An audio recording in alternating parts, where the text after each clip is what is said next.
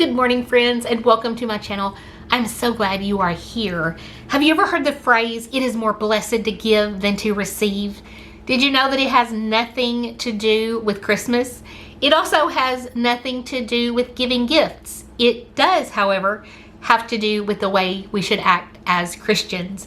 And so today I want to read to you from Acts chapter 20, actually we're going to start with verse 33, and we're going to read through 35, which is where it says it is more blessed to give than to receive. Okay, so this is Paul talking. I have not coveted anyone's silver or gold or clothing. You yourselves know that these hands of mine have supplied my own needs and the needs of my companions. In everything I did, I showed you that by this kind of hard work, we must help the weak, remembering the words the Lord Jesus himself said, it is more blessed to give than to receive. And so let's think about that. And what does that tell us about how we need to behave? It is talking about working hard with your own hands, supplying your own needs and the needs of others. And so, it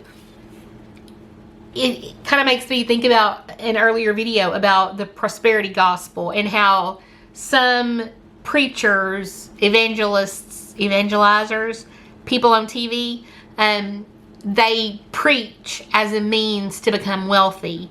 And that is not what we are called by God to do. God doesn't tell us to preach to grow rich. You work hard so that you're able to supply your needs, not your wants, your needs, and the needs of others. And so we are called to be able to work hard so that we can meet our own needs. And then we're also there to help the weak, the less fortunate, the ones who need assistance.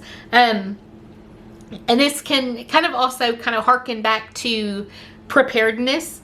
And, we need to prepare not to sustain ourselves or just ourselves, but being prepared, whether it's meals in your freezer or that have been canned. These are things that you can also use to bless someone else who may need help. And so we are called to work hard and to bless others. We work hard for the glory of God, and we glorify God by blessing others. That blesses God. And it is more blessed to give than to receive, which I think is something those televangelists forget sometimes. It is more blessed to give. If they're rich, they should be giving to the poor instead of saying, hey, poor people, give me money and God will supply you with a blessing. No, we're the hands and feet of God. We're the ones that are supposed to be helping others. And so sometimes we don't have the means to help others financially, but there are so many other ways that we can help the weak, whether it's praying for them, helping them, giving our time if we can assist them with other things. We may not be able to give them money, but we can provide some type of service. We can be an intercessor for prayer, praying that God will do something for them in their lives. There are so many ways, but I'm going to kind of go off on a tangent right now a little bit with, let's talk about Facebook. When people say, please pray, or I have this need, and everybody's, oh, I'll pray for you. Oh, I'll pray for you. And praying, sending prayers, and all that stuff. If they need something, and you have the ability, and this is in the Bible somewhere, but I couldn't tell you where. If you have the ability to help that person, but all you do is pray for them, are you really doing what you're called to do?